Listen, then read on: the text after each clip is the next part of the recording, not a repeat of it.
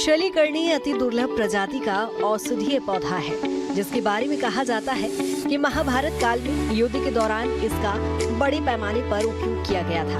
उस दौरान तीर, भाला और तलवार से घायल होने वाले सैनिकों का घाव ठीक करने के लिए इसका उपयोग किया जाता था, जिसके उपयोग के बाद सैनिकों के घाव तुरंत भर जाते थे और वो फिर से युद्ध में लड़ने के लिए तैयार हो जाते थे। इसकी पत्तियों और छाल के रस को कपड़े में डुबोकर गंभीर घाव में बांध दिया जाता था, जिसके चलते घाव बिना किसी चीरफाड़ के बाद आसानी से कुछ दिनों में भर जाता था। घाव भरने के लिए शल्य क्रिया में उपयोग किए जाने की वजह से ही इसका नाम शलीकर्णी रखा गया है। शलीकर्णी पौधा जब महाभारत युद्ध हुआ था, ऐसा अब लोगों को मिलता है कि महाभारत युद्ध में लड़ाइयाँ जब होती है तो चोट लग जाती है, लोग कट पिट जाते हैं, तो इसी के पत्तों से रख देते हैं तो जुड़ जाता रहा, 10-15 मिनट में जुड़ जाता रहा। और इसका पौधा अलीगढ़ में कहीं मिला था तो वहाँ ले आके नर्सरी में लगाया गया है। अभी है मेरे पास 3-4 पौधे बड़े भी हैं शलीकर्णी के पौधे। हाँ, लगाया जाएगा, पौधे लगाया जाएगा, इसका 50-50 किया जाएगा, लोगों को जानकारी होगी। विलुप्त भी होता जा रहा है। हाँ, विलुप्त है, तभी तो बड़े मुश्किल से एक मिला है रीवा में, उसी से बनाए हैं। 3-4 पौधे हैं अभी।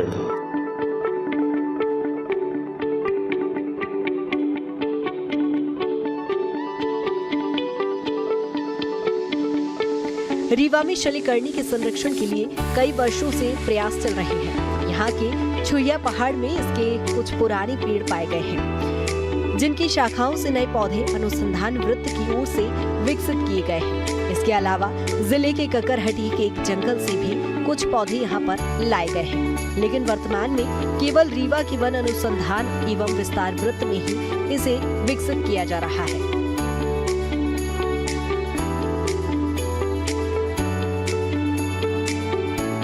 शलीकर्णी औषधि के बारे में चरक संहिता में भी उल्लेख मिलता है, जिसमें कहा जाता है कि ये दुर्लभ प्रजाति है और औषधि पहले शल्य क्रिया के लिए वरदान मानी जाती थी। आयुर्वेद में चरक संहिता का बड़ा महत्व है। ये आयुर्वेद का सबसे प्राचीनतम आधारभूत ग्रंथ माना जाता है और इसी के तथ्यों के आधार पर अब तक लगातार आयुर्वेद की दवाएं, उपचार की पद्धतियां विकसित की जा रही है।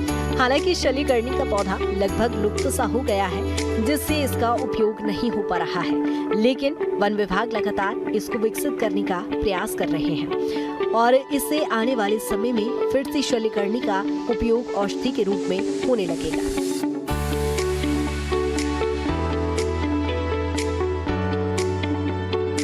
विशेष रूप से हमारे संहिता ग्रंथों में जो आयुर्वेद के ग्रंथ है उसमें, और उसके पहले भी महाभारत ग्रंथ में इसका वर्णन आया है। तो पुराने ज़माने में क्या होता था कि लड़ाइयाँ होती थी, लड़ाई के बाद में सैनिक घायल होते थे, तो उन घायलों की चिकित्सा बहुत जल्दी करनी पड़ती थी, जिससे फिर से लड़ाई करने के लिए तैयार हों।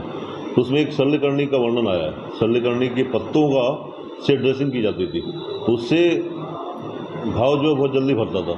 लेकिन ये लगभग इतना ज़्यादा यूज़ हुआ कि वो समाज से लुप्त होने की स्टेज में आ गया। लेकिन वन विभाग के वैज्ञानिकों ने इसको कहीं से एक पौधा मिला, उसका ब्रीडिंग करा के उसका और कल्टीवेशन करा के उन्होंने डेवलप किया है।